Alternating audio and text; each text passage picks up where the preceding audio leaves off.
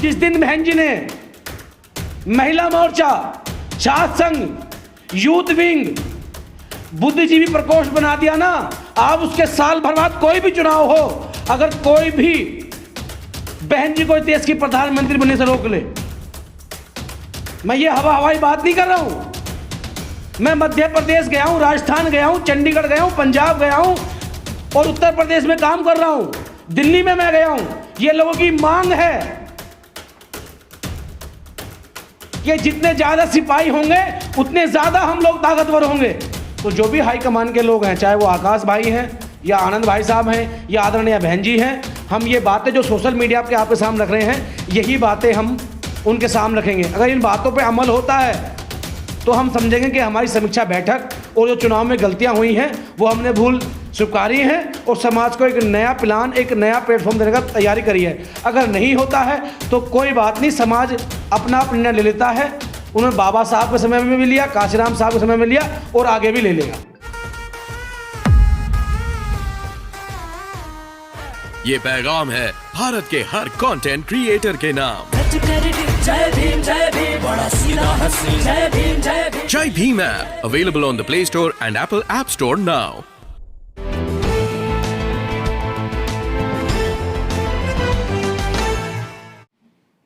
Sir, BSP की समीक्षा बैठक हुई है, उस बैठक को लेकर क्या सोचते हैं, कितने बदलाव हुए हैं? क्या वाकई में समीक्षा बैठक हुई है या फिर खाना पूर्ति कर दी है बीएसपी ने?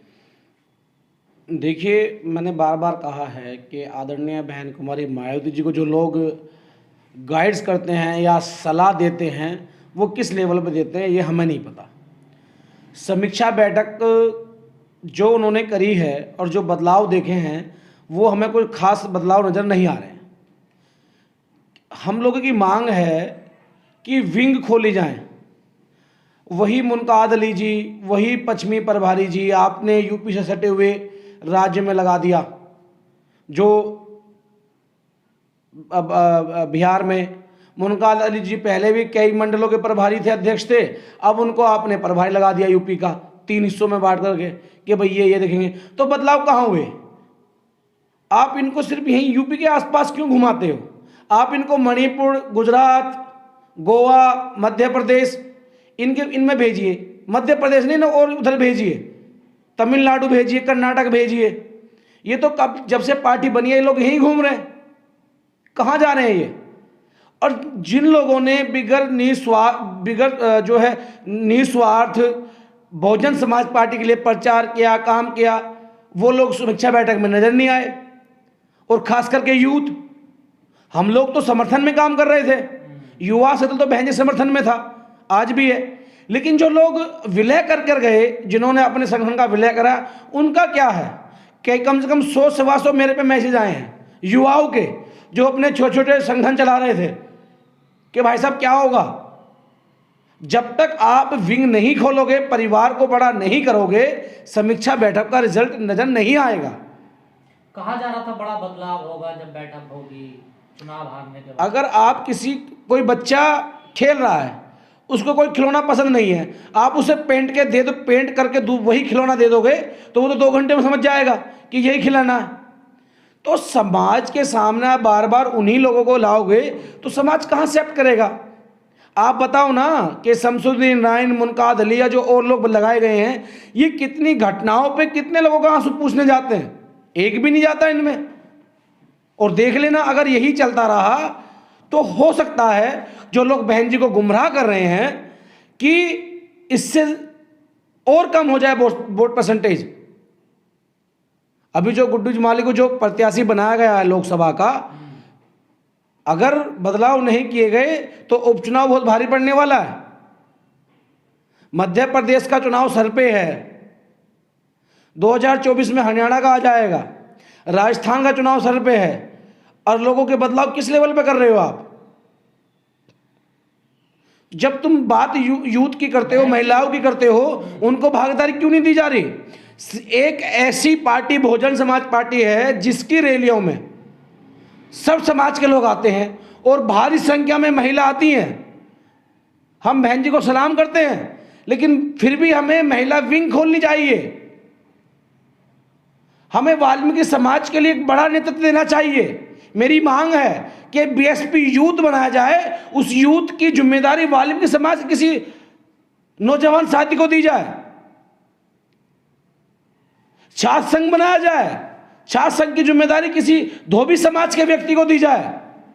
नेशनल लेवल पे जितना समाज हमारा है SC/ST का, अगर वही थामना है फिलहाल, तो उनके लोगों को जिम्मेदारी दी जाए।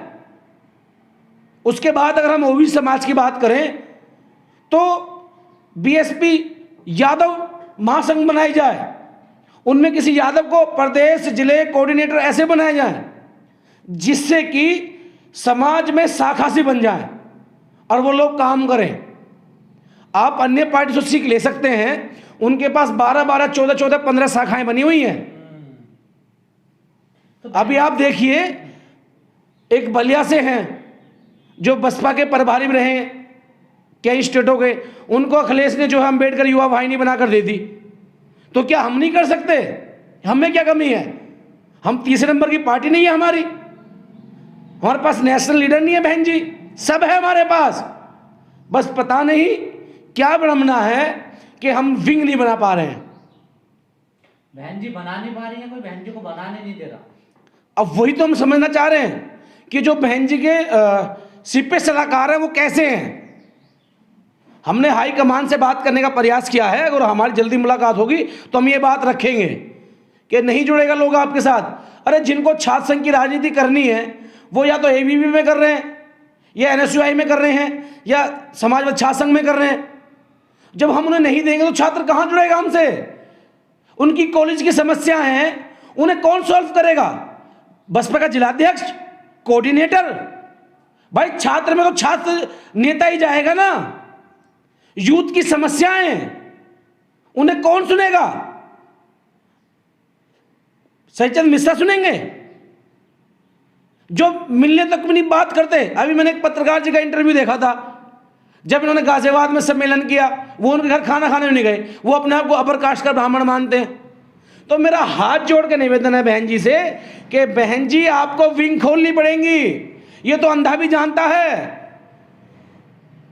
कि चाहे चून के हो चार वो ताकतवर होते हैं। जब हमारे पास बहुजन समाज के दर्जनों शाखाएं खड़ी होंगी तो एक जिलाध्यक्ष नहीं, जिले में 10 जिलाध्यक्ष होंगे, और वो जो मेन बॉडी का जिलाध्यक्ष है उसको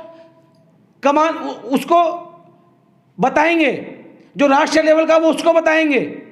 अगर नहीं खोल पाएंगे तो समाज बिखर जाएगा, और जो आज इस स्थिति पे है स्थिति बहुत बुरी हो जाएगी। समीक्षा बैठक का मतलब है कि आप जो वहाँ बैठ करके हम कौन सा चुनाव कहाँ हरे, किस गांव में कितनी वोट मिली, क्यों नहीं मिली, मैं गांव के नाम उंगलियों पर गिनवा दूंगा। जहां हमारे प्रत्याशी नहीं पहुंचे, हमारे जिला विधानसभा के लोग नहीं पहुंचे, उन लोगों ने अपने पिछले साल के या अब से पहले चुनाव उन झंडों को धोखे लगा लिया अपने छतों के ऊपर, क्योंकि वो अम्बेडकरवादी लोग हैं, वो काशीराम साहब की विचारधारा से जुड़े हुए लोग हैं। नहीं पहुंचे हमारे लोग। ये कहना गलत नहीं है कि SC वोट खिसका है, वो इस कारण खिसका है क्योंकि ना तो उनकी भागीदारी दी गई और ना ही उनके यहां कोई प्रचार करने के लिए पहुंचा। हमने खुद स्वयं प्रचार की ठानी और हमने मिलने का प्रयास किया, हम मिलकर के हमने प्रचार किया, और आज के हालात क्या हैं? हजारों युवाओं ने अपने अपने संगठन खत्म करके प्रचार किया, और आज युवाओं की कोई भागीदारी कुछ भी नहीं है। तो सिप्पा सलाह गलत है बहन जी के? बहन जी सुनती नहीं है किसी की? मेरे से बहन जी मिली नहीं है, जब मुझसे मिलेंगे अगर नहीं सुनेंगे तो मैं वो आपको बताऊंगा। अभी तो मुझे लगता है कि सिप्पे सलाहकार ही गलत हैं, और अगर इस बात सोशल मीडिया के माध्यम से लाखों लाखों लोग आपको देखते हैं, अगर ये बात वहां तक नहीं पहुंच रही है तो फिर बहन जी का IT सेल क्या कर रहा है? समाज में क्या रूमर चल रहा है? ये तो समझना पड़ेगा। समाज के बुद्धिजीवियों का एक थिंक टैंक बनाया जाए। जो रिटायर लोग हैं वो नहीं जा सकते फील्ड में, लेकिन उनकी सलाह ली जाए, उनके विचार सुने जाएं। चुनाव में तो साम दाम दंड भेद सब लगाए जाते हैं। आज कौन पूछ रहा है?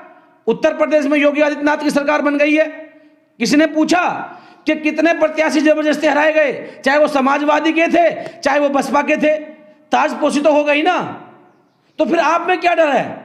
आप भी अपना पूरा जो है संवैधानिक रूप से अपनी विंग खोले, अपने लोग इकट्ठा करें। और मैं दावा करता हूं जिस दिन बहन जी ने महिला मोर्चा, छात्र संघ, यूथ विंग, बुद्धिजीवी प्रकोष्ठ बना दिया ना, आप उसके साल भर बाद कोई भी चुनाव हो, अगर कोई भी बहन जी को देश की प्रधानमंत्री बनने से रोक ले, मैं ये हवाई बात नहीं कर रहा हूं। मैं मध्य प्रदेश गया हूं, राजस्थान गया हूं, चंडीगढ़ गया हूं, पंजाब गया हूं और उत्तर प्रदेश में काम कर रहा हूं, दिल्ली में मैं गया हूं। ये लोगों की मांग है कि जितने ज्यादा सिपाही होंगे उतने ज्यादा हम लोग ताकतवर होंगे। रवि भाई, ऐसा कौन सा तंत्र है जो मायावती के इर्द गिर्द काम कर रहा है और सही रिपोर्ट मायावती तक नहीं पहुंचने देगा? ये तो बहन जी निर्धारित करें। बहन जी क्यों नहीं पूछती कि या गिने चुने वही लोग हैं 4-5 जो बहन जी को बताते रहते हैं, और नए चेहरे क्यों नहीं लाते? नोएडा के कुछ लोग समाजवादी पार्टी के मुखिया जी से मिलने गए तो अखिलेश यादव ने यह कहा कि तुम गिने चुने लोग यही आ जाते हो, क्या और समाज के लोग नहीं है नोएडा में? तो वो लोग हमारे पास भी आए, तो कम से कम उनके नेता ने बात तो कही। लेकिन हम फिर भी अम्बेडकरवादी लोग हैं, आज भी बहन जी के साथ हैं और आखिरी मरते दम तक बहन जी के साथ रहेंगे। लेकिन बहन जी उनसे पूछें कि क्या यही सिपह सलाहकार हैं? हम ये नहीं कह रहे कि वो पुराने हो गए तो क्या उनमें काबिलियत नहीं है, हो सकती है, लेकिन जैसे आपने देखा होगा टेक्नोलॉजी का जमाना है। आज से 10 साल पहले गाड़ी का उसका क्या फ्यूचर था, आज क्या फ्यूचर है? ऐसी समाज में जो यूथ निकल कर आया है वो क्या मांग रहा है, क्या उनकी मांगे हैं? तो क्या आपको लग रहा है कि जो अभी समीक्षा बैठक हुई थी उसके बाद जो कुछ लोगों को लगाया गया है, प्रभारी बनाया गया है, उनमें युवाओं की अनदेखी हुई है? बिल्कुल हुई है। मैं तो बहन जी से कह रहा हूं कि बहन जी आप ये समीक्षा बैठक 27 तारीख को हुई है, आज 2 दिन होने वाले हैं।